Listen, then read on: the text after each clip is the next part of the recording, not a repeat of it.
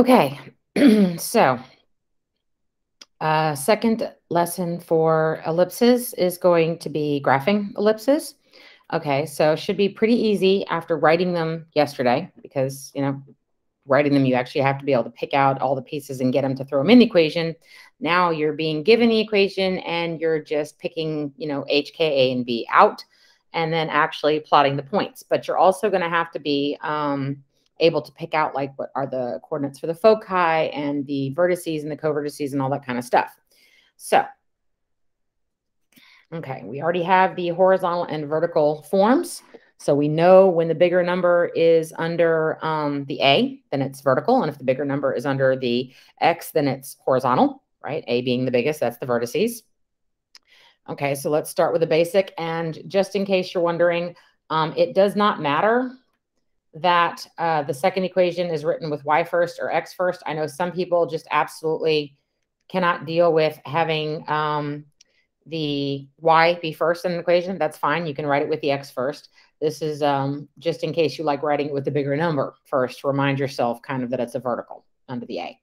So, okay, so let's go with the basics as far as what we're going to do. All right, so first we need to be able to pick everything out. So again, we're picking out X, or rather H, K, A, and B. And again, I'm going to go pretty quickly so we can make the video kind of short. Pause and do whatever you need to do. Okay, so in this case, H and K are 0, 0. Okay, and A is, again, the bigger of the number, and you have to remember to take the square root. So A is 3 and B is 2. Okay, so you can graph this thing. You could actually, graph it and draw your ellipse. That's fine. And it would be, just a basic graph sitting at 0. And if you do that, again, to get you the points that you need. So being the center is 0, 0. Okay, and then 1, 2, 3 out on the X and 2 out on the Y. So your ellipse would look something like this. Okay, and then we need to use the formula that we learned yesterday in the video. The B squared plus C squared equals A squared, right? So that you can figure out what C is and where it's going to go. And because it's horizontal, A being, bigger number under X, it's horizontal. That means the foci is also going to be horizontal in the same direction as the vertices. So your vertices are negative 3, 0 and 3, 0. And your co-vertices are 0, 2 and 0, negative 2. Okay, and plug everything into the formula like you're supposed to. You've got 2 squared plus something squared equals 3 squared. Solve for C. You should get that C equals the square root of 5. You can leave it like that. You don't have to give it a decimal form. That's fine. And it's going to be a little bit more than 2, basically, in either direction. So since it's going horizontally, that means your foci are going to be root 5, 0 and negative root 5, 0. And that's your foci. Okay, so real quick, real easy, just trying to figure out, what all your pieces are. And again, we can graph the next one if we need to, just to pick out the pieces.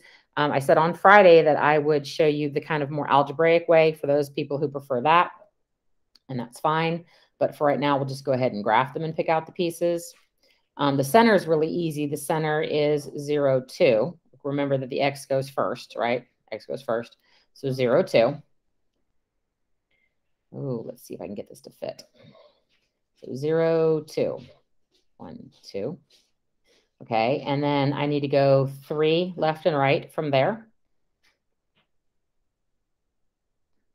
Okay, and those are going to be the co-vertices since that's the smallest number. So that's 3, 2 and negative 3, 2. Those are your co-vertices. And I need to go 5 up and down for the Y value. So 1, 2, 3, 4, 5, and 1, 2, 3, 4, 5, however far up that is. So that should be 0, 7, and that should be 0, negative 3. And again, those are your vertices. And these are your co-vertices. Okay. And then your foci, same deal. You have to go ahead and set up the subtraction problem, or the addition problem rather. So b squared, so that would be 3 squared plus c squared equals 5 squared, right? Or just 9 plus c squared equals 25. In this case, c is going to equal 4. I know that because 25 minus 9. And that means you have to go 4 up and down from the center because it has to go, again, in the same direction as the vertices. So 1, 2, 3, 4. 1, 2, 3, 4. And if you're going to draw it,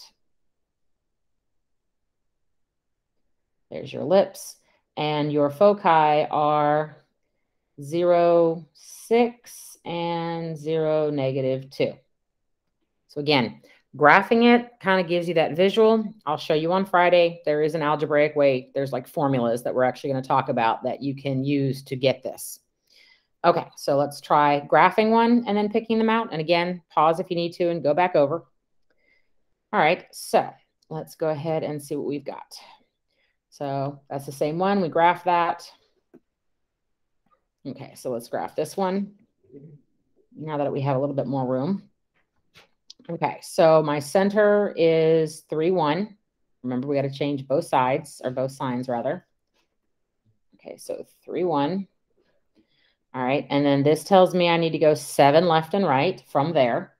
So 7, 1, 2, 3, 4, 5, 6, 7. Okay, so we've got 10, 1, and negative 1, 2, 3, 4. Yeah, -4, 1. Those are my vertices because that is the biggest number. Okay, covertices, I need to go 5 up and down from my y from my center. So 1, 2, 3, 4, 5. 1, 2, 3, 4, 5. Okay, we can connect the dots.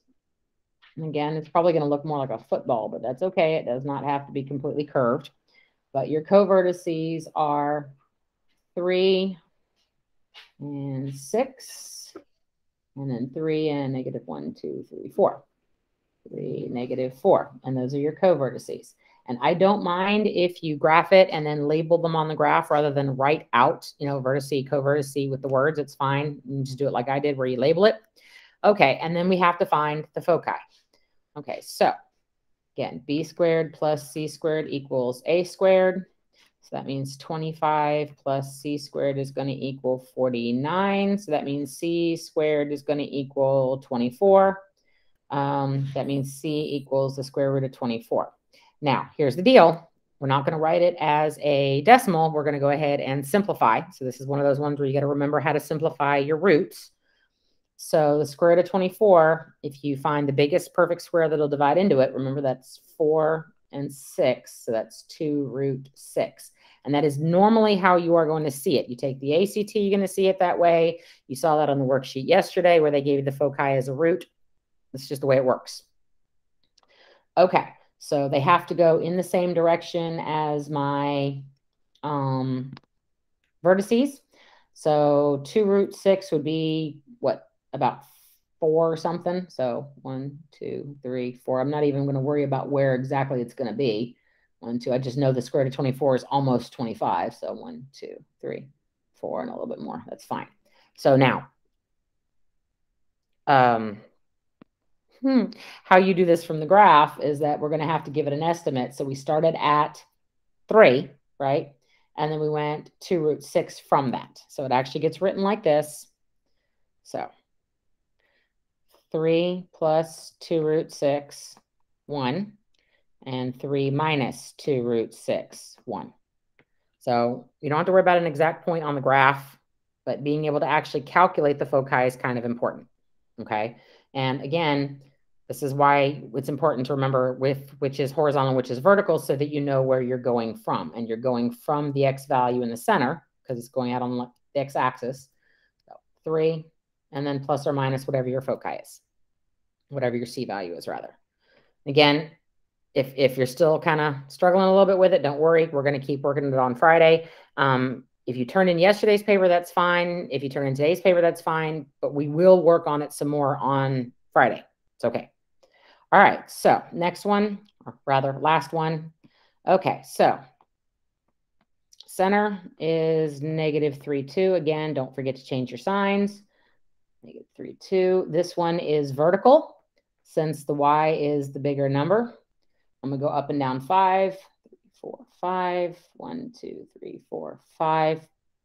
Okay, so that's -3, should be 7. And then -3, -3. Those are my vertices. Okay, and then the co-vertices are going to be 4 out from the center, going along the x-axis. So 1, 2, 3, 4, and 1, 2, 3, 4. That's your co-vertice and co-vertice. Again, we want to connect the dots. All right, so the co-vertices are, nope, not 2, 1. Try that again. 1, 2. And 1, 2, 3, 4, 5, 6, 7, -7, 2. Okay, so those are your vertices and co-vertices. And again, go through the math and find your foci in this case. Okay, so again, b squared plus c squared is going to equal a squared. C squared in this case is going to be 9, so c is going to be 3. So whole number, real easy to graph. We can just go ahead and count squares to get to that. No square roots that we have to simplify. 1, 2, 3. 1, 2, 3. And those are your foci. And then just the points are -3, 1, 2, 3, 4, 5. So -3, 5.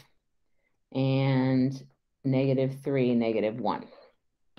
Okay, so if the ones on your paper from today end up giving you decimals or square roots for your foci and you're still a little unsure about that, that's fine.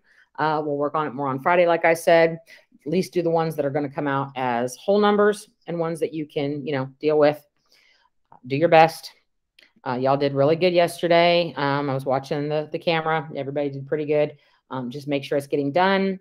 I told Miles yesterday in tutoring, if you're getting stuck on the bell ringers, which there was a bell ringer yesterday and there's another one today, then we'll go over that as well on Friday. But it is time. We do actually have to start reviewing for the final exam. So I'm going to start putting trig stuff and matrices and all that kind of stuff in your Engage. So you need to make sure you are at least attempting them so we can see where you need to review and what all you need to do. Okay, see you on Friday.